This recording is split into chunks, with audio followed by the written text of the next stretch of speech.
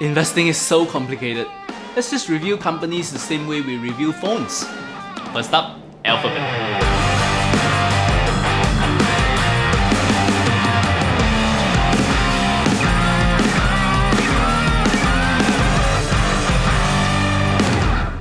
Hi guys, Stanley here. Time for us to change things up a little in my channel. I have always mentioned that I like to buy stocks the same way as how I like to shop for other products.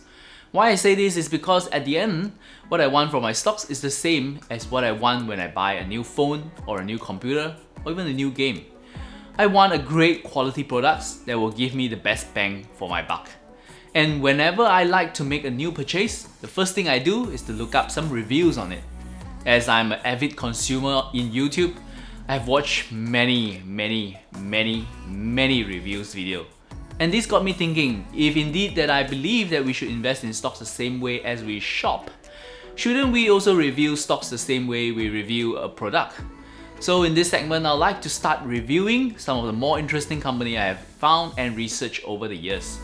So let's call this segment the stock review. I know, genius, right? So today I thought we start with a company we are all familiar with, Alphabet Inc. Alphabet is the parent company of Google, and most likely all of us have interacted with some of their services before.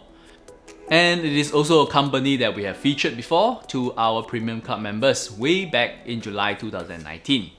Within our Premium Club, we run a Stock of the Month where we will feature one of our favorite stocks every month.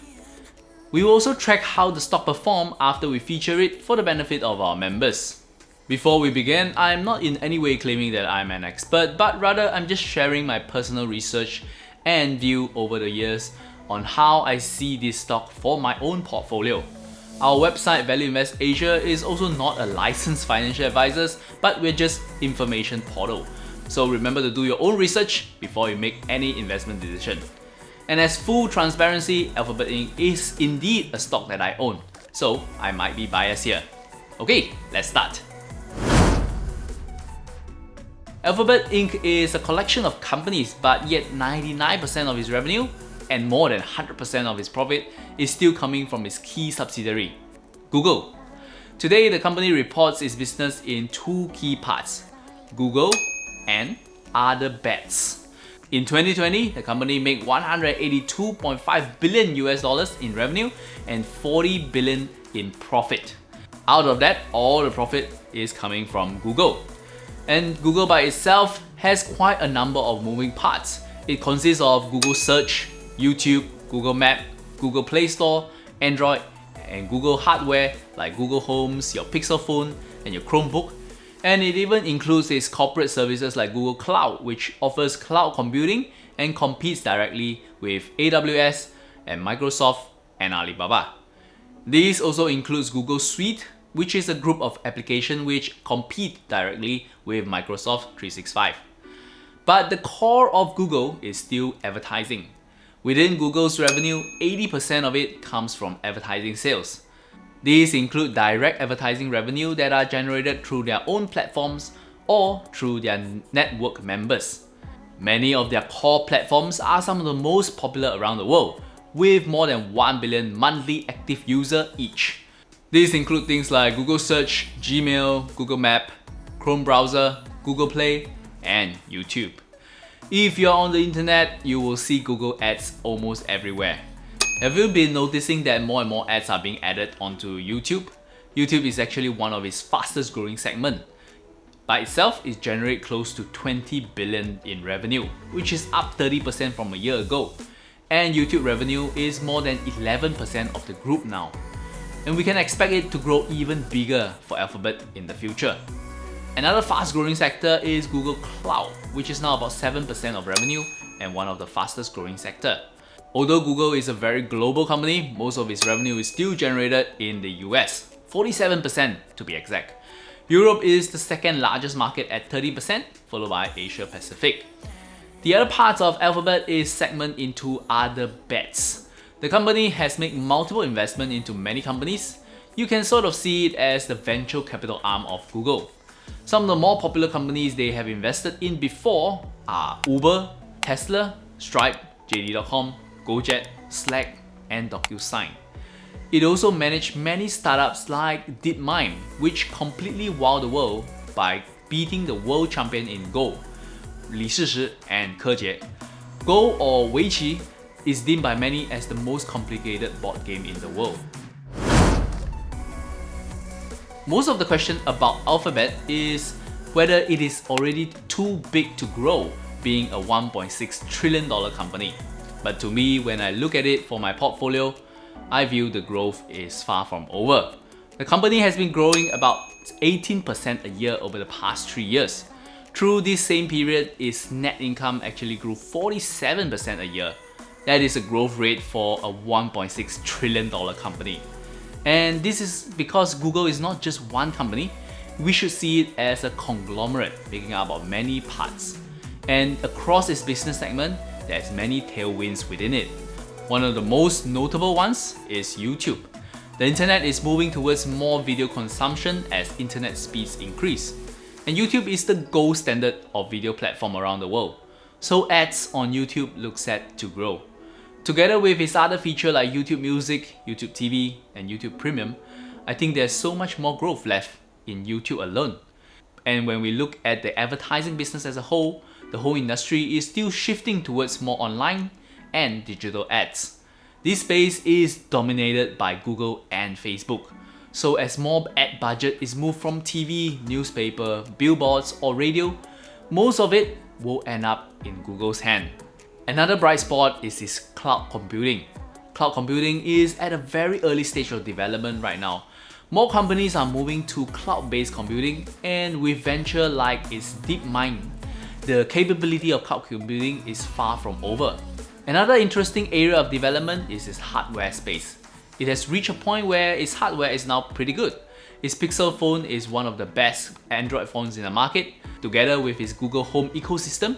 As the demand for Internet of Things grow, Google will have a good range of products to benefit from it. Next, let's look into if Alphabet has an economic moat. A good measure I like to focus on when reviewing this question is look at the company's profit margin. Alphabet has a great profit margin. Its net profit margin stands at 26%. This means that for every $100 of revenue, $26 belongs to shareholders after tax, which is amazing. Why Alphabet has such a good pricing power is due to its huge captured audience. If you use Google Search, watch YouTube, or has an Android phone or use Google Map, you'll be considered as an audience for potential advertising from Google. And each of these services have more than 1 billion users each. This means that advertisers who are looking to reach this audience will have to do it through Google. And Google is essentially collecting a toll for every ad display across its network. Another way Google collects a toll is through its Play Store on Android. All the apps that is published on its platform will have to be taxed by Google whenever they make a sale. This platform fee, or aka tax, could be as high as 30%. And since the mobile space operating system is dominated by Apple and Google, developers really have no other choice but to pay the fees. Next, it is important to look at the company financials as well. We know that its revenue and profit is growing and its margin is good. But another important aspect is to understand if the company has a sustainable way to fund its growth and operation. For this, we'll need to look at its balance sheet and cash flow. In particular, a company needs to have free cash flow to sustain the growth. Free cash flow is the cash flow of a company after deducting all its reinvestment needs. And Alphabet is a company that is producing very strong and consistent free cash flow. This gives me more confidence that the company can fund its own growth and do not need to constantly come to shareholders or the debt market to fund their growth. And looking at its balance sheet, I can see that it has a very strong balance sheet as well. It has more than $135 billion in cash in its balance sheet, and with a much smaller debt amount.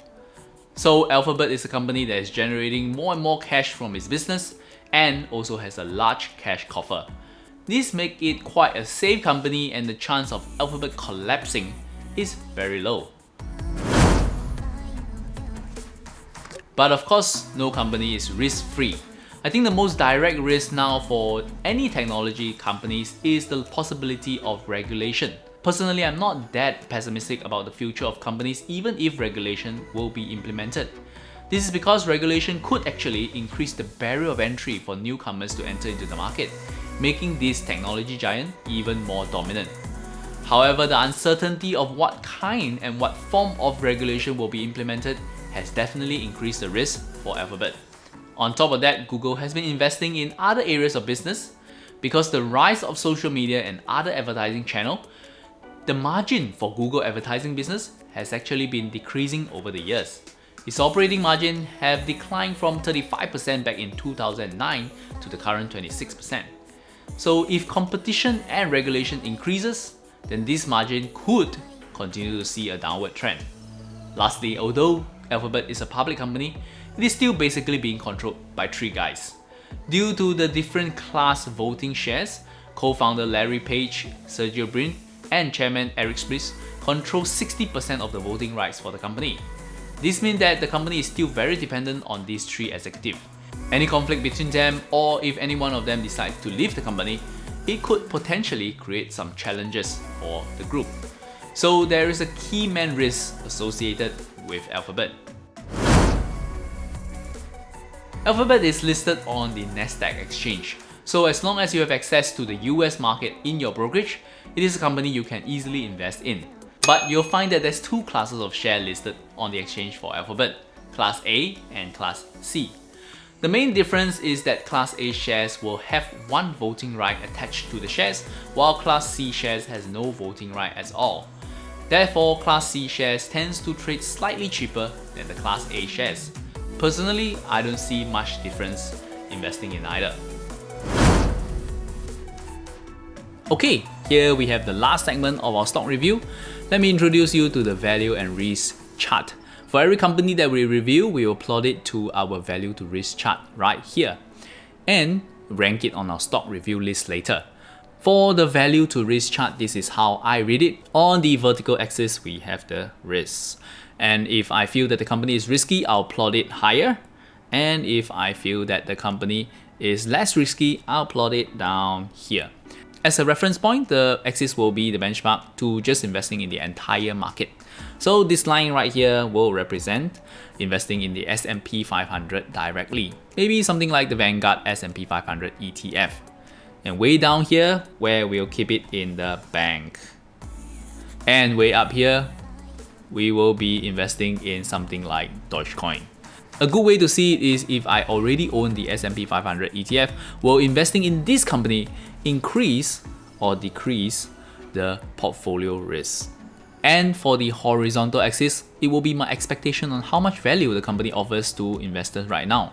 All the way to the right means that I am expecting the stock to massively outperform the market, while all the way to the left means that maybe this stock would underperform the market or even show some negative return.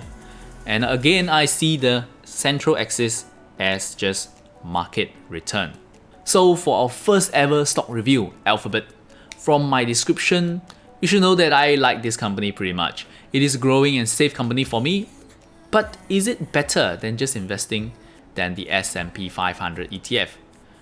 In terms of risk, I think that Alphabet can indeed be less risky than the market. So I'm gonna put it around this line right here. And what about value? Currently it is trading around 32 times its earning. I do feel that it is quite a fair valuation given the low interest rate environment. Although that I feel the company should do well, it might not massively outperform the market. So I'm expecting the company to show some stable and moderate return. Maybe just slightly better than the market. Okay, so I'm gonna put it right about here.